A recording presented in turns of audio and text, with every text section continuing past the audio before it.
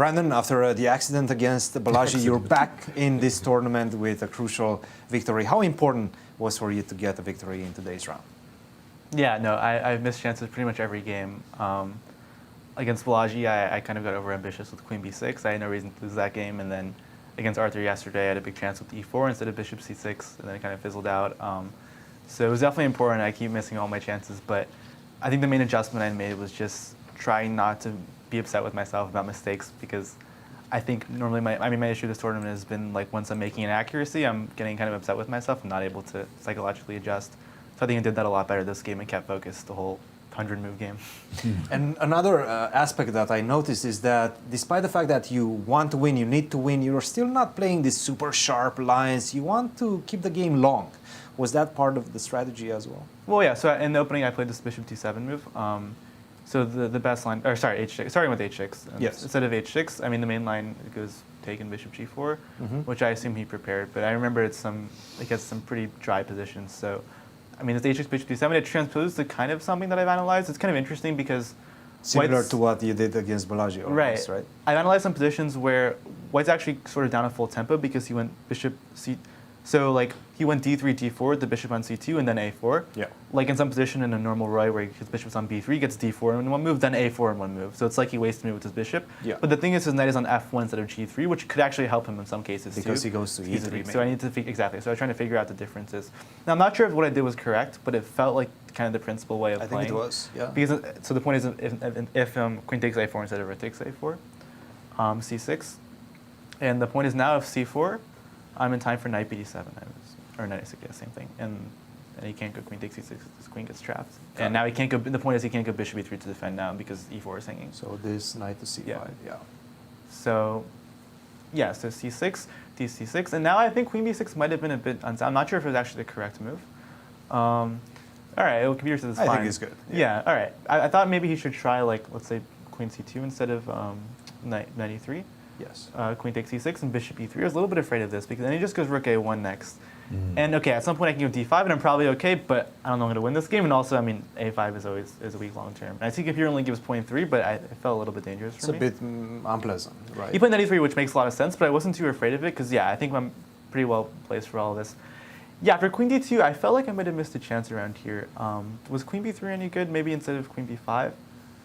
No, apparently not. All right, because I was thinking maybe queen b3, and if he takes out knight f6 and he can't defend the pawn is the issue. So rook a1 and knight f6 here, but I guess he can just play some move. Yeah, queen c1, it's nothing. Yeah, and I think this was getting knight to d2 was critical for his chances throughout the game. Like, especially when he played knight f6, knight e1, that was the mistake. He was supposed to go queen a2 and then knight d2 and then pick up it's kind of hard to do that because I mean I can go bishop e7, bishop d8 and keep the pawn. Exactly. So, yeah, I figured probably he has some accurate way to equalize here, but I thought I at least was trying everything I could try. Of course. Seeing how it goes, yeah. So knight e1, I kind of felt like I might have let it slip a bit before the time control, but I think I did a good job of keeping pressure the whole game, even if it was a draw at some point. By the way, he found this nice idea with rook a6 on move 30. Because the issue, like I think it was actually a pretty nice defense because I can't go rook c2 now because I mean like I can, but queen takes c2, queen e1, king h2, queen takes e3, and yeah, he can go queen c7. Or queen c7. I guess he has a lot of draws, but yeah, I thought simplest was queen c7. Queen c7. He's getting enough counterplay. My queen is kind of shut out. Rook a7. Yeah. Right. You have to.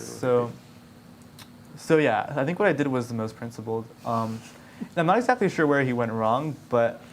Like my only job was just to keep putting pressure, even if it was a draw. Exactly. So like I mean, it was actually kind of simple for me to play because like I was just playing the move that felt like kept the initiative going every move, and like I didn't really have much of a choice. I think it was still equal. Still equal. Wow, I'm surprised. Somewhere around here, but this is already starting to become extremely uncomfortable, right? Yeah, exactly. And the issue is that his pieces are so jumbled up that his rook can never really get active because his pieces are so loose. I think this was the critical mistake. Knight e1 was a mistake. Yeah, I thought he should try waiting. King f1.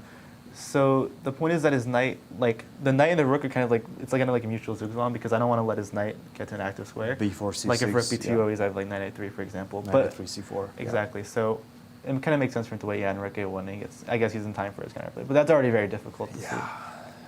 I think in the game like h4, h4 felt wrong, but already it's very uncomfortable. Yeah, I thought he would play like king f1 or knight c2 and just sort of play this, but I think eventually I will win the d pawn. And okay, I'm up a pawn, the game goes on, but I think practically it's very difficult for white. And yeah, I mean, once the pawn is fixed on h4, I think it's pretty much game over. Your tournament, the juniors, is very, very tight at the top. A lot of players are vying for position. Arthur Guo is definitely one of the surprises, I would say, of this event. How would you anticipate the last couple of rounds play out? Yeah, it's tough. I mean, also I think like Abi's half point behind, yeah. So I think, you know, it's kind of hard to say anything right now. Like, if I know Arthur will win the last 2 games, there's nothing I can do. So all I can really do is play my best chess the last 2 games and see how it goes. But it's really interesting. And I did not expect, like, I knew it was going to be close, but I didn't expect it to be this close. Yeah. Like, it's really anybody's game at this point. Guys, any questions for Brandon? Brandon, I have a question. So 2 rounds to go. Are you going to take risks, like play it, you know, risk position, even if it's a draw that you don't want to draw because you really want to go for the first place? Or are you just happy, you know, if you finish second, third, you're not going to be risking that much? Well, I don't think I should answer that question right now. But, I mean, I think it sort of depends on a lot of things, right? It depends on the positions they get at the opening, the position, you know, how everybody else is doing.